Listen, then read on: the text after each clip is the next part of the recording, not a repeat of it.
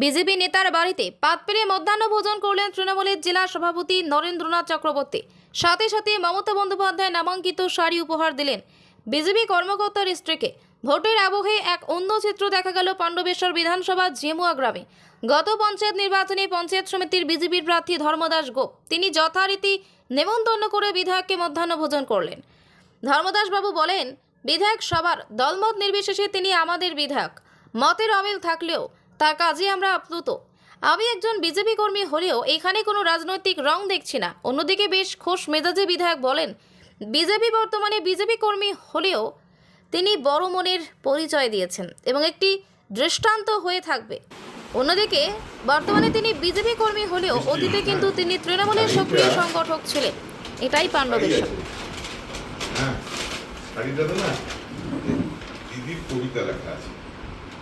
এটা আমি যেদিন আমাদের হয়েছিল ওই নারী দিবস, সেদিন সব মহিলাদেরকে আমি গিফট করেছি। আমরা আপনাদের বাড়ি আসছি, নিয়ে আসছি, করবেন কিন্তু। হ্যাঁ দাদা, আপনার বাড়িতে বিধায়ক এসে মধ্যাহ্ন ভোজন করলেন, কি বলবেন?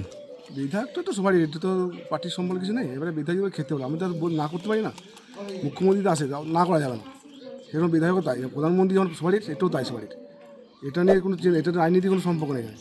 রাজনীতি জায়গায় থাকবে, বিধায়ক জায়গায় থাকবে, এটাই আমার বক্তব্য। আমি দেখো, পার্টি করে ওরা বিধায়ক আলাদা, আমি বিজেপি করি, বিজেপির সঙ্গে বিধায়কের কোনো সম্পর্ক নেই। বিধায়ক জায়গায় থাকবে, পার্টি জায়গায় থাকবে। আমার সিম্বলটা আলাদা, ওনার সিম্বলটা আলাদা, কিন্তু বিধায়কটা এক।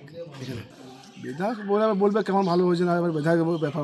আমরা রান্না করেছি, সবাই বলছে ভালো হয়েছে, এটাই যে ব্যাপার। আমার ভালো হয়েছে, আমার খুশি, আনন্দ হয়েছে, একটা বিধায়ক খেলে আমার একটা আনন্দ হয়েছে।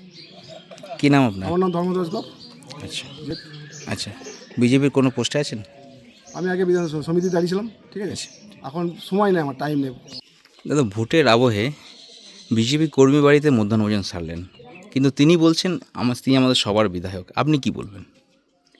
দেখুন, যেদিন বিধায়ক নির্বাচিত হয়েছি তার পরের দিন আমি সর্বসমক্ষ বলেছিলাম যে আমি যেহেতু এখান থেকে মানুষ আমাকে নির্বাচিত করেছে, যে আমাকে ভোট দিয়েছে আমি তারও বিধায়ক, যে আমাকে ভোট দেয়নি আমি তারও বিধায়ক। এটা একটা পার্ট। আর দ্বিতীয় পার্ট, বাবলু হলো আমাদের অনেক পুরনো তৃণমূল কংগ্রেস কর্মী, অনেক লড়াই করেছে, মার খেয়েছে।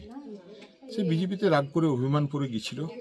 এবার তার বাড়িতে খাওয়া মানেই একটা অন্যরকম ইঙ্গিত দেয়। কারো বাড়িতে বিধায়ক এসে অন্নগ্রহণ করবে আর সে সাদরে আমাকে খাবার খাওয়াবে, তার বাড়ির বউ ছেলে মেয়ে সবাই মিলে জেঠু বলে আদর করে, এ দাদু বলে আদর করে আমাকে আদর করে খাওয়াবে, তো সে কি আর বিজেপি থাকবে? চলো।